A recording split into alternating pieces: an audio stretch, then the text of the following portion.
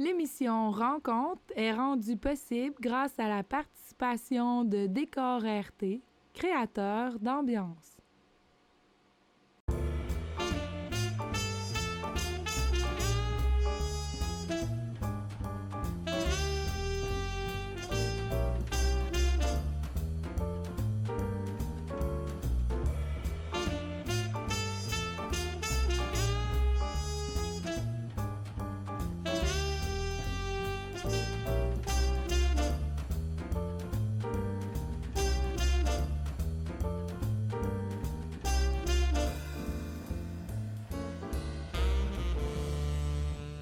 Bonjour et bienvenue à une nouvelle saison de l'émission Rencontre. Pour les auditeurs fidèles, vous remarquez que j'ai un nouveau décor. Ceci est grâce à René Turcotte de Décor RT. Merci René, c'est grandement apprécié. Le nom et visage de mon premier invité est très bien connu ici dans la région de MRC des Appalaches, mais aussi partout au Québec. Mais aujourd'hui, on va essayer de découvrir d'autres aspects que sa vie professionnelle. Je vais échanger avec Laurent Lessard. Salut, Monsieur Lessard. Bonjour Thérèse. Hey Laurent, tu es originaire de East Broughton. On vient de dire qu'il y a bien de monde qui vient de East Broughton, qui sont en politique, parce que Paul Vachon aussi, il vient de là. Hey, peux-tu parler de ta famille, jeunesse, puis les valeurs inculquées quand tu étais jeune? D'accord. Bien, écoute, moi, je suis originaire d'East Broughton, village même, je dirais, parce qu'il y avait East Broughton Village, station, les paroisses, etc. Donc, j'ai été élevé à environ 100 pieds de l'aréna, du terrain de balle, etc. Une famille de 6. Alors, il faisait des enfants jusqu'à temps d'avoir une fille, Thérèse. Et moi, je suis le 5e garçon de 5. Alors, puis après ça, on a eu une sœur. Mais je disais à mon père, je l'ai échappé belle. Mais oui, parce que si elle est arrivée avant, il n'y a pas eu un Laurent. On n'aurait pas eu d'entrevue aujourd'hui. Alors, mon père était mineur, travaillait à la mine. Ma mère à la maison, elle s'occupait des enfants. Puis plus tard, elle va avoir un emploi là, au coin dans une résidence pour personnes âgées. Puis elle va devenir donc assistante là, puis elle va travailler. Donc, moi, j'ai fait mon école à East Broughton, à l'école Paul VI, le vieux collège, parce que j'ai cet âge-là, j'ai pas été à maternelle. Après ça, j'ai fait donc tout mon primaire là. Par la suite, je suis allé à Thetford. On n'allait pas directement à Polyvalente, nous autres. East Broughton, Saint-Pierre, Saint-Méthode. On allait à l'école juste à côté ici, à l'école La Salle. On faisait notre secondaire 1 là. Dans la vieille école, même le sous-bassement, on allait en biologie dans le coin, en passant dans les fournaises. Par la suite, secondaire 2, à l'école Notre-Dame, qui est fermée, qui est juste l'ancienne école à côté de chez moi maintenant. Et par la suite, en secondaire 3, on allait à la Polyvalente là, pour finir les secondaires. Okay. Tu m'avais dit une fois que ta mère est italienne? Ma mère est italienne, oui, Beaux-Arts. Ma mère est italienne, donc mon grand... Est-ce que tu avais appris un peu d'italien? Non, j'ai pas eu cette chance-là, même si j'ai été élevé avec mon grand-père. Il faut se souvenir quand même, mon grand-père arrive ici vers la fin de 1890-92. Donc, c'est un étrange. Et dans ce temps-là, les étranges, là, c'était compliqué pour les résidents, là. Alors, il arrive dans les terres de colonisation avec ses frères des États-Unis. Ils sont arrivés des États-Unis, d'Italie, mais par les États-Unis, par Boston. Grand 6 pieds et 4 pouces. Ah oui? Tous les grands Italiens du Nord débarquent à Montréal. Bon, après ça, ils envoient vers les mines. Ils ont travailler vers les mines. Donc, c'est comme ça qu'ils sont arrivés par ici. Les autres sont partis. Lui, il a rencontré ma grand-mère. Ma grand-mère avait eu un songe qu'elle a rencontré un grand homme. Mais dans ce temps-là, mon arrière-grand-mère, ça, c'était terrible, rencontrer un étranger. Il a fait une promesse de ne pas la ramener en Italie puis de ne pas parler italien. Et moi, je n'ai pas entendu parler italien jusqu'en 1967 par mon grand-père. Quand il y a eu l'exposition universelle, mon oncle Antonio est descendu d'Italie. J'ai entendu mon grand-père parler en italien avec son frère. Pour la première fois. Pour la première fois qu'ils se revoyaient, eux. Puis quand il est parti, il a dit « On va se revoir au ciel ». Alors tout le monde pleurait, évidemment, d'avoir deux grands hommes pleurer, mais parlant en italien. C'était pas une famille riche, donc j'imagine que tu savais c'était quoi travailler. un peu, Ouais. tu avais comme un équilibre entre le travail puis le plaisir. Évidemment, quand on est le cinquième, puis tous les enfants sont mis en contribution. Moi, j'ai eu une mère malade aussi. Donc, j'ai été élevé par des gardiennes, beaucoup. Ma mère a eu une intervention médicale. Le médecin est en état de boisson. Il a touché au pancréas. Ça a fait une maladie dégénérative. Dans ce temps-là, les frais n'étaient pas couverts. Donc, on a grandi dans la maladie puis la mort. Donc, ça a amené la responsabilité rapide, aller travailler, être placé sur les terres. Moi, les étés, là, j'allais aider. C'est un oncle, un cousin, un ami de la famille. En fait, ça enlevait à avoir à nous nourrir à la maison. Oui. Puis on passait l'été là, donc quelqu'un nous prenait en charge. On venait, puis on avait appris donc des métiers, on avait appris à collaborer, à être en famille, mais être aussi rapidement délocalisé. Donc, ça amène quand même un esprit de famille assez serré. Quand tu Assez pries, serré, moi, oui. ma mère a reçu 5 fois les derniers sacrements. Pas 2 fois, 5 fois. Je dis maintenant la blague en riant, le curé ne doit pas donner les derniers. Il veut dire, il a 6 enfants à la maison, on va lui donner les 5e avant-derniers. Ils vont pleurer encore. Donc, on rit, mais ça crée une famille serrée, ça crée une famille de cœur. Ça crée aussi un éveil à la vie, dans le sens que la vie peut arrêter. Donc, ça nous a donné une force morale, puis c'est vrai pour tous mes frères et sœurs, mais aussi une grande responsabilisation. C'est-à-dire que dans la maison, il y a des tâches pour tout le monde, puis mon père qui travaillait jour et nuit. Mais ceci dit, il y avait quand même le temps pour le plaisir. Je sais que toi, tu jouais beaucoup hockey puis d'autres sports probablement.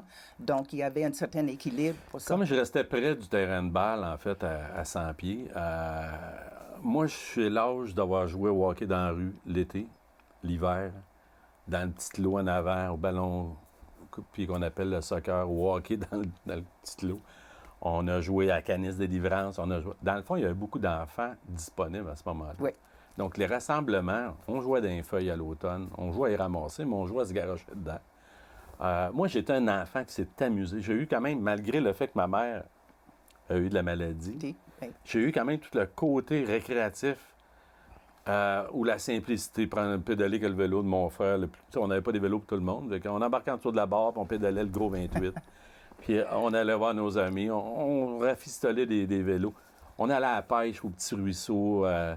Donc, c'était simple. On ramenait quelque chose. On ramenait des bouteilles vides en montant. On allait s'acheter quelque chose chez l'épicerie Hervé Roy, East Broughton, qui était notre petite épicerie de quartier.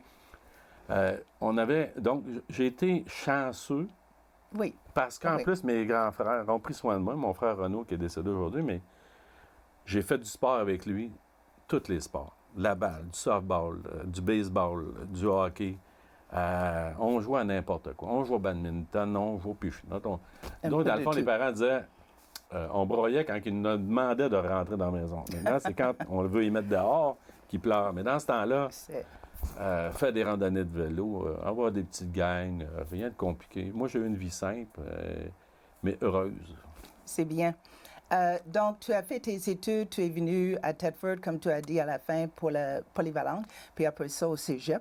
Je sais que tu as choisi technique infirmière au cégep. Pourquoi tu as... J'ai vu grandir ma mère dans les hôpitaux et tout ça, la sensibilité, le besoin d'aider. On a reçu beaucoup. On était pauvres, mais jamais assez pauvres pour en redonner. Quand tu reçois beaucoup, tu as comme une responsabilité aussi d'essayer d'aider. Donc, moi, j'ai un de mes frères quand même qui est décédé aujourd'hui aussi. J'ai 2 frères de décédés sur la famille qui étaient devenus médecins.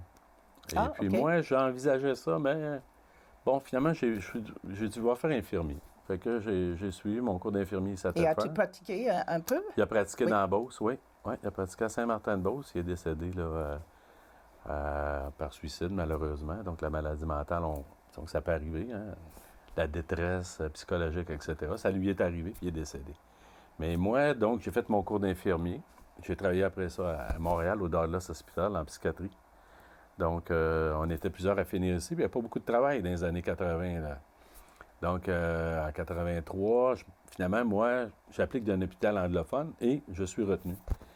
Finalement, donc, je suis allé travailler là avec 25 autres personnes que j'ai fait rentrer avec d'autres, là, ici. Une fois que moi, je me suis trouvé une place, il y avait besoin d'infirmiers diplômés. Donc, on sortait, et puis, donc, au fil des années, beaucoup de monde. Donc, j'ai travaillé en psychiatrie active. tellement. Donc, en recherche psychiatrique au centre de département communautaire sur les problèmes d'anorexie, etc. Puis un jour, à force de donner des pilules, puis j'étais avec le médecin, je me suis dit, je suis capable de faire ça, moi. Je serais capable, moi, de prescrire les pilules. Fait que je suis retourné à l'école. Fait que je travaillais de nuit, puis là, il fallait que je refasse mes mathématiques, mes physiques, mes biologies. Avec l'intention de devenir psychiatre. Ah, Oui, OK. ouais, je me suis dit, je vais devenir psychiatre. Moi, je travaille en psychiatrie, j'aime ça. Je passe des journées, le médecin passe pas souvent, lui, puis il repart avec, tu sais, tous les diagnostics, puis les interventions. Moi, je serais capable de faire ça. Et as-tu eu ton diplôme? Alors, malheureusement, j'ai refait toutes mes physiques en travaillant de nuit à l'école le jour. Et je me suis retrouvé sur la liste d'attente à médecine à Québec.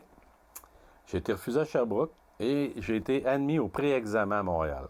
Donc, à Montréal, il y avait un pré-examen et une entrevue.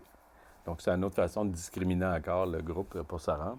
Finalement, je suis allé au pré-examen, mais je me suis pas rendu à l'entrevue. Donc là, j'ai tout fait ça, mais je travaille comme infirmier encore, mais je ne rentre pas en médecine. Mon deuxième choix, c'était le droit à Sherbrooke. Tant qu'à retourner travailler de nuit à l'école le jour, je me suis dit, ça me prend une porte de sortie. J'avais été accepté en physiothérapie à Montréal, puis ça, c'était comme naturel. C'est un peu de la médecine, c'est de la médecine, en fait, mais plus mécanique. Et j'avais ouvert une porte en droit en me disant... Et c'était quoi? Parce que là, c'est complètement oui, je m'étais dit oui, mais je vais me donner des alternatives. Le droit, ça me permettra de faire n'importe quoi, même du droit médical si je voulais.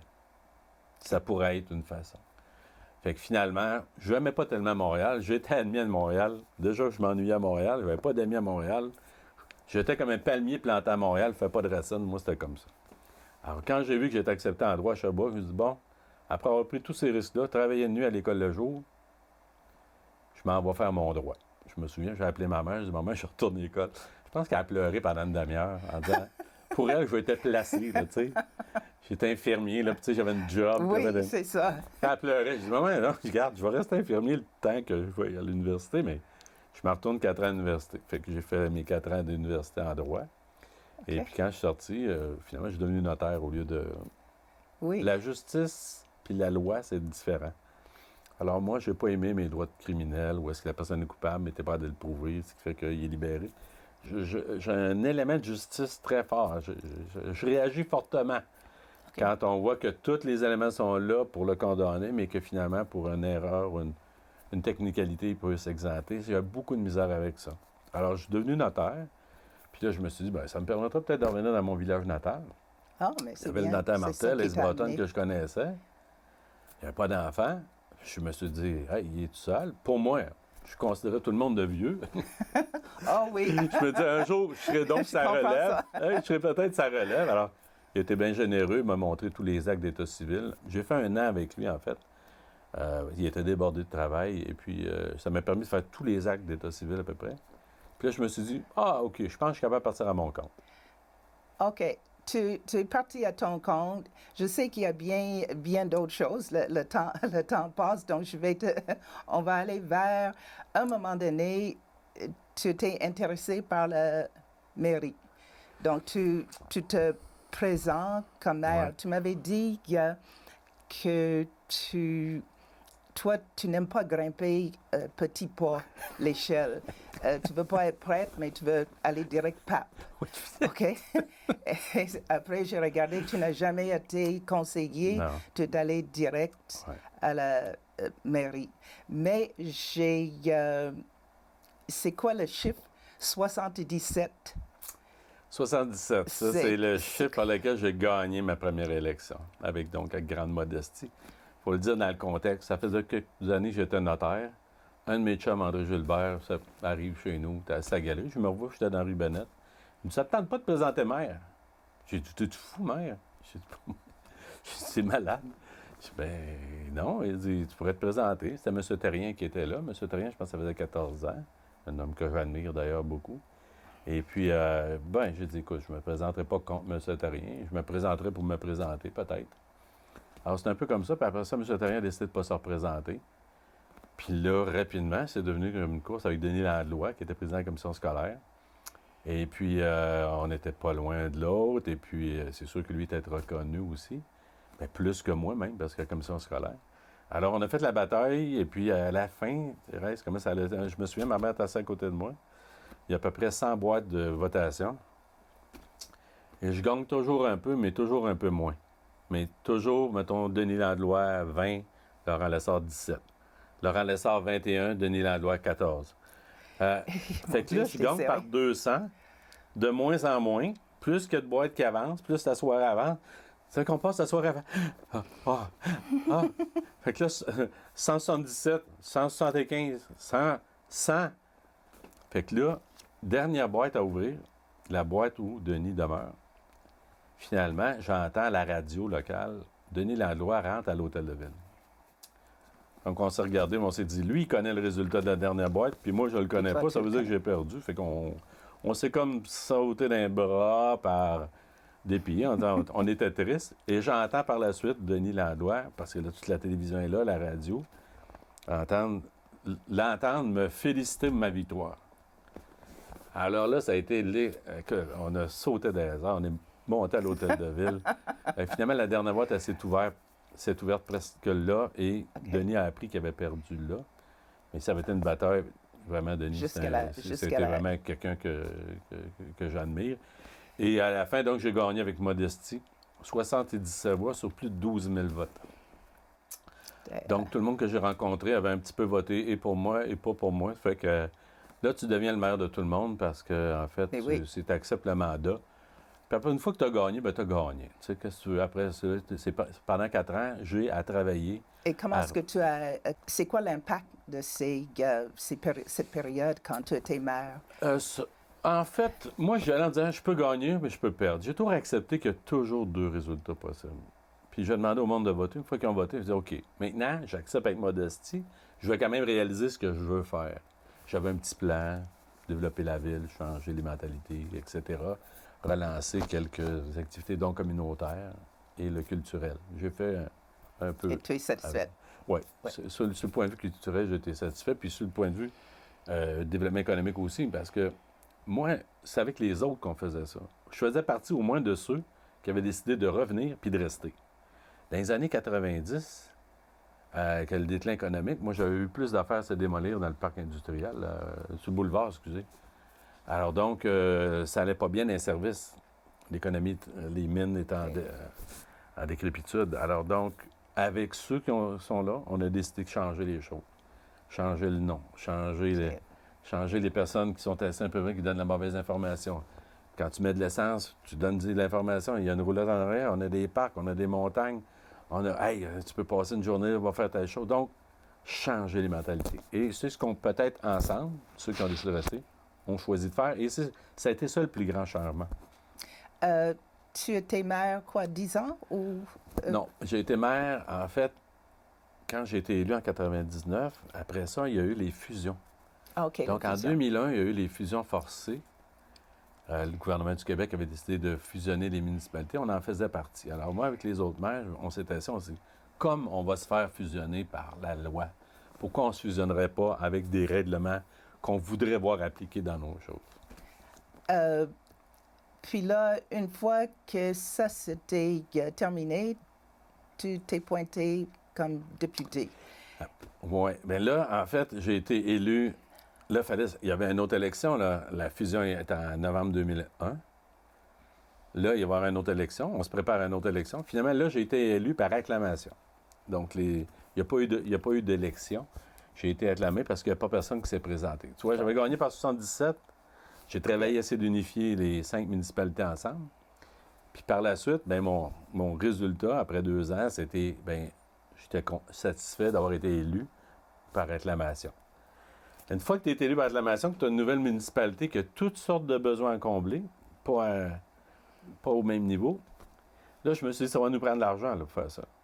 C'est là qu'est venue l'idée de me présenter aux élections provinciales en disant, là, il faut que j'aille chercher à Québec ce que nous autres, on va avoir de besoin ici, renouveler nos infrastructures de toutes les sortes. Donc, c'est comme ça qu'est venue l'idée de me présenter. Puis en 2003, c'était quand même risqué. Il faut se rappeler que dans ce temps-là, Mario Dumont allait devenir pratiquement premier ministre du Québec. Il venait de gagner 2-3 élections partielles. Le Parti québécois faisait 9 ans. M. Landry était à la tête du parti. quand même serré. Finalement, au mois de février, j'ai dit, OK, j'y vais. Alors, j'ai suspendu le fait d'être maire. Je suis allé faire mes élections. Et finalement, là, le 14 avril 2003, je suis devenu député de l'Assemblée nationale. Donc, c'est comme ça que je suis rentré là-dedans. Tu es rentré, c'est ça, député, puis après ça, tu as porté le titre ministre souvent. Il y a un petit oiseau qui m'a dit qu'il y avait un temps quand la vie de ministre aurait pu être raccourcie parce que tu étais en concurrence avec Mario Gosselin pour le midget de 3A. Alors, si je comprends bien, si toi, tu avais été accepté au lieu de Mario, mais c'est quoi? Oui. Ça n'a pas été... Ben, écoute, je suis un joueur de hockey. Je suis encore un joueur de hockey. Exact. Aujourd'hui, je vais encore au hockey 3-4 fois par semaine avant la pandémie. Et je joue au deck hockey ici au collège, l'été, deux fois par semaine. J'ai gardé les buts avec Mario Gosselin ma dernière année midget. Mais là, la comparaison s'arrête là. C'est-à-dire que Mario avait un très grand talent. Et moi, j'étais content d'avoir fait l'équipe quand même. Mais, tu sais, je montais sur le pouce d'East Broughton avec ma poche sur le dos pour aller à Thetford. Dans ce temps-là, c'était pas comme aujourd'hui. Là, les parents ne suivaient pas tout le temps. Alors, quelques Robertson, quelques Blatlake. Alors, j'ai gardé pendant une demi-saison avec Mario. Et puis après ça, lui, il est allé professionnel. Il était une coche en haut. Mais je l'ai revu, puis j'ai toujours été content quand même d'avoir fait une petite période avec lui. Puis donc, ça a été une petite escapade, mais pas de vie professionnelle. Non. Puis, lui, il était déjà professionnel, il était jeune, il était déjà excellent. Il savait manier la rondelle, il avait les techniques, son père l'a beaucoup suivi, mais quand tu l'as, le talent, tu l'as. Puis quand les gens essaient de t'aider à le développer, les opportunités se créent. Ça fait que ça a été une courte expérience, mais je suis encore quand même gardien de but, Thérèse. C'est bien, parce que c'est ça, tu joues encore, comme tu as dit, tu as joué durant le temps que tu étais en politique. Ouais. Ça, c'est ta façon de, comme, juste relaxer puis lâcher prise. Il y a deux choses là-dedans. J'adore, ça nous prend des passions. J'ai une passion pour le hockey. J'écoute le Canadien de Montréal contre Toronto l'autre soir. Je crie fort dans mon gazebo quand il compte un but. Donc, je suis un joueur d'équipe, moi. J'ai toujours aimé être en équipe. Quand tu es gardien de but, tu vois aussi tout le jeu, tu vois tout le monde, donc tu peux appuyer des... Donc, j'ai été un peu pivot là-dedans. Donc, j'adore le hockey, j'adore l'équipe de hockey. Ça m'anime. Et, comme tu dis, ça me détend.